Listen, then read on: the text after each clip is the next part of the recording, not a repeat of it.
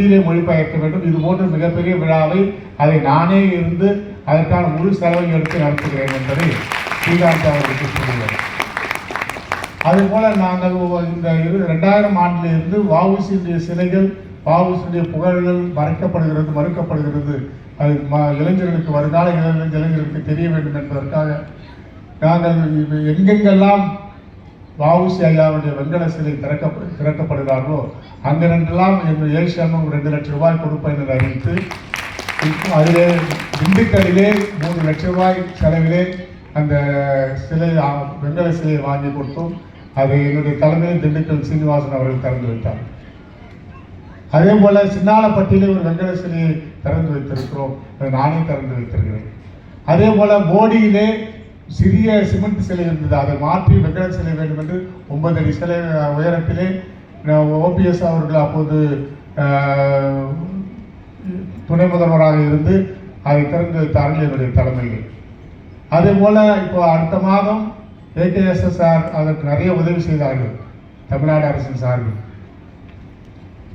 மிக உயர்ந்த வெண்கல சிலை விரைவிலே ராஜபாளையத்திலே திரட்ட இருக்கிறது என்னுடைய தலைமையிலே என்பதை மகிழ்ச்சியோடு நான் தெரிவித்துக் கொள்ள கடமைப்பட்டிருக்கிறேன். அதே போல இந்திய திருநாட்டிற்காக உயிரை நீத்த நம்முடைய மருது சகோதரருடைய சிலை 13ஆம் தேதி சித்தூரிலே வெண்கல சிலை வைக்கிறோம். அது என்று சொன்னால் நரேந்திர மோடிஜி அவர்களுடைய தளபதிகள் நாங்கள், நாட்டை நேசிக்கின்றவர்கள், நாட்டை காக்க தலைவர்களை நேசிக்கின்றவர்கள்.